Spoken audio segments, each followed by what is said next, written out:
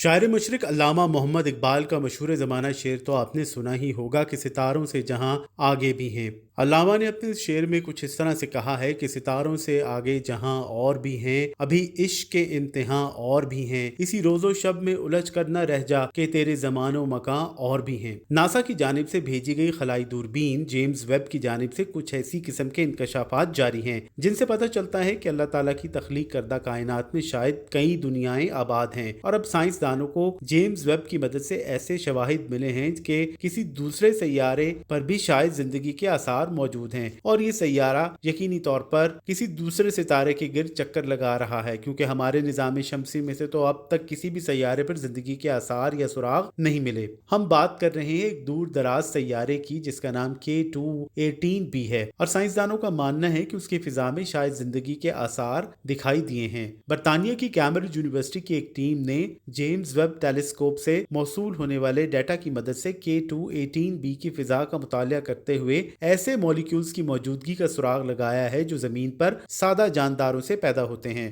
NASA کی James Webb telescope کے ذریعے سیارے کی فضا میں زندگی کی علامت سمجھے جانے والے ان کیمیکلز کی موجودگی کو زیادہ اہم اور امید افزا کہا جا رہا ہے، لیکن ابھی بہرحال ان نتائج کی تصدیق کے لیے مزید ڈیٹا کی ضرورت ہے۔ کیمبرج یونیورسٹی میں جیمز ویب ٹیلیسکوپ کے ذریعے تحقیق کرنے والی ٹیم کے مطابق انہیں توقع ہے کہ اس حوالے سے جلد مزید ٹھوس شواہد مل جائیں گے، لیکن فی الحال یہ اب تک کے سب سے ٹھوس شواہد ہیں کہ K2-18b پر زندگی کسی نہ کسی شکل میں شاید موجود ہے، اور شاید 1 سے 2 برس کے اندر اس کی مزید تصدیق بھی ہو جائے۔ K2-18b کی بات کریں تو یہ زمین سے تقریباً 2.5 گنا بڑا ہے اور ہمارے سیارے سے 700 ٹریلین میل دور ہے۔ کیمبرج یونیورسٹی کی تحقیق کے مطابق ایسا لگتا ہے کہ اس کی فضا میں کم از کم 2 ایسے مالیکیولز یا کیمیکل مرکب موجود ہیں جو کہ زندگی کی علامت سمجھے جاتے ہیں۔ ان میں ڈی میتھائل سلفائڈ DMS اور ڈی میتھائل ڈائی سلفائڈ DMDS شامل ہیں۔ زمین پر یہ مالیکیول صرف اسی وقت جنم لیتے ہیں جب فائٹو پلانکٹنز یا بیکٹیریا اپنی زندگی کی سرگرمیاں کرتے ہیں۔ فائٹو پلانکٹنز یا بیکٹیریا کی بات کریں تو یہ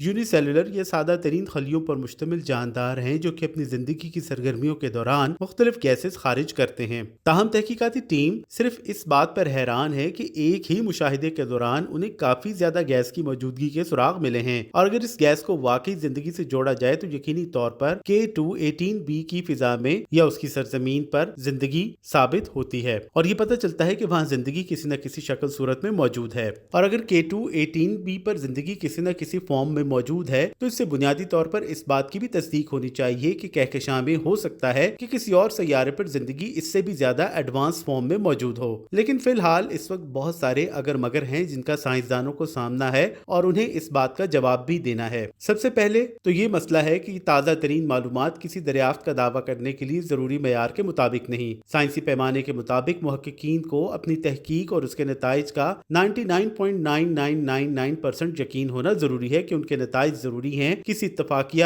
ریڈنگ کا نتیجہ نہیں یا کسی غلطی کا نتیجہ نہیں۔ تازہ ترین نتائج صرف 3 سگماز کو پورے کرتے ہیں، جبکہ سائنسی اصطلاح میں 5 سگماز کا پورا ہونا ضروری ہے۔ پرسنٹیج کی بات کی جائے تو تازہ ترین نتائج 99.7% شور ہیں، جو بظاہر تو بہت زیادہ ہے لیکن سائنسی پیمانہ اس کو مانتا نہیں ہے۔ اس سے قبل تقریباً 18 ماہ پہلے بھی تحقیقاتی ٹیمز کو 68% نتائج ملے تھے۔ بعض سائنسدانوں کا یہ بھی کہنا ہے کہ اگر کیمبرج کی ٹیم 5 سگماز کے مطابق بھی رزلٹ حاصل کر لیتی ہے تو یہ اس بات کا حتمی ثبوت نہیں ہوگا کہ K2-18b پر زندگی کسی نہ کسی شکل میں موجود ہے، اور یہ بھی جاننا ہوگا کہ اس گیس کی اصل وجہ کیا ہے۔ زمین پر تو یہ کیمیکلز یا مرکب فائٹو پلانکٹنز یا بیکٹیریل ایکٹیویٹی کی وجہ سے پیدا ہوتے ہیں، لیکن K2-18b پر یہ کیوں پیدا ہو رہے ہیں اس کا سوال شاید نہ مل سکے، کیونکہ یقینی طور پر یہ ایک اجنبی دنیا پر حیاتیاتی آغاز ہے۔ کائنات میں بہت ساری چیزیں عجیب و غریب لگتی ہیں اور ہم یہ نہیں جانتے کہ اس سیارے پر دیگر سرگرمیاں کیا ہیں جو ایسے مالیکیولز کو جنم دے سکتی ہیں، اور یہ وہ نقطہ نظر ہے جس سے کیمبرج کی ٹیم بھی متفق ہے کہ شاید یہ دونوں کیمیکلز کسی اور ایکٹیویٹی کے نتیجے میں پیدا ہو رہے ہوں یا ہوئے ہوں۔ دوسرے ستاروں کی گرد گردش کرنے والے سیاروں کے بارے میں جو کچھ ہم جانتے ہیں وہ روشنی کی اس چھوٹی سی مقدار کے ذریعے سے آتا ہے جو ان کی فضا کی جھلک دکھاتی ہے، لہٰذا فی الوقت یہ ایک ناقابل یقین حد تک کمزور سگنل ہے جسے ہمیں نہ صرف زندگی کی علامات کے لیے بلکہ ہر چیز کے لیے پڑھنا پڑ رہا ہے۔